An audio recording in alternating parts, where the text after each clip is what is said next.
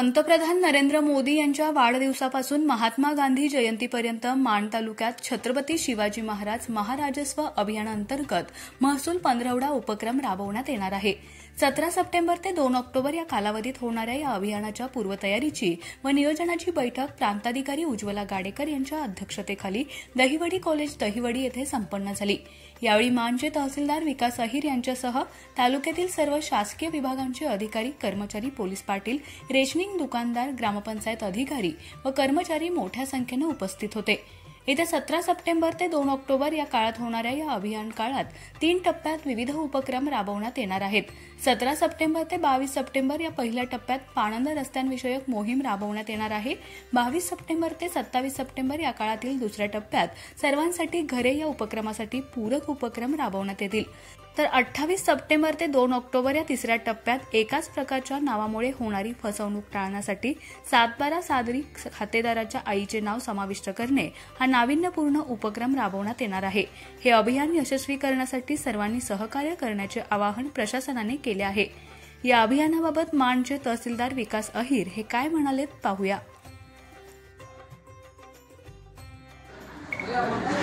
नमस्कार।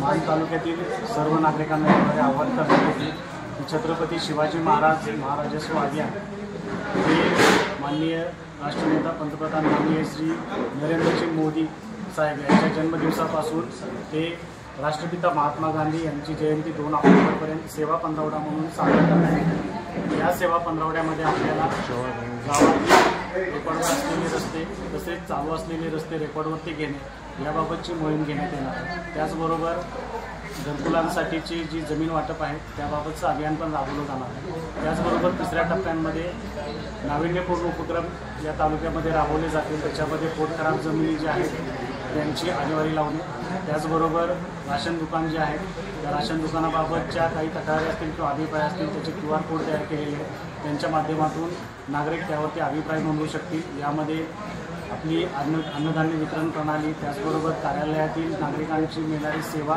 आणि वितरण होणारे धान्य याबाबतचे अभिप्राय नागरिक नोंदवू शकतील।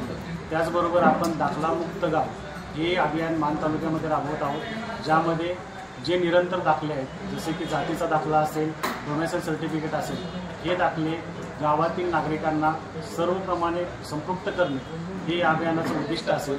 यासाठी आपण गाव स्तरावरती तलाठी यांच्या नेतृत्वाखाली कमिटी तयार केलेली आहे। यामध्ये तलाठी, ग्रामसेवक, पोलीस पाटील, कोतवाल, त्याचबरोबर अंगणवाडी सेविका, या गावच्या ज्या शाळा आहेत त्यांचे मुख्याध्यापक यांचा समावेश करण्यात आलेला आहे। त्या गावामधील नागरिकांचे दाखल्याचे असणारे आवश्यक असणारी कागदपत्र जमा करणं, ही जमा झालेली कागदपत्र जी आहेत ती एखादा दिवस नेमून त्या ठिकाणी जाणं आणि त्या ठिकाणी सेतू कार्यालयांमार्फत किंवा सेतू त्या ठिकाणी उपलब्ध करून देणं, अधिकारी त्या ठिकाणी उपलब्ध करून देणं, त्याचवेळी त्यांचं वितरण करणं हे या मोहिमेमध्ये काम केलं जाणार आहे। आपण सर्वांनी मिळून हा सेवा पंधरवडा अत्यंत चांगल्या पद्धतीने यशस्वी करूया।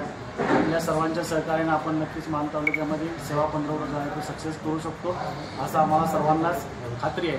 तर आपल्या सर्वांच्या सहकार्याने आपण हा सेवा पंधरवडा सक्सेस करूया एवढंच मी या ठिकाणी आपल्याला सर्वांना आवाहन करतो। जून महिना उजाडला, बरोबर? मे मध्ये आपण काय करतो, मे मध्ये जून मध्ये रिझल्ट लागतात 10वी 12वीचे। आपल्याला असं कोण सांगितले का पहिली दाखला कुणी काढायचा नाही, असं कोणी कुठं नियम आहे का?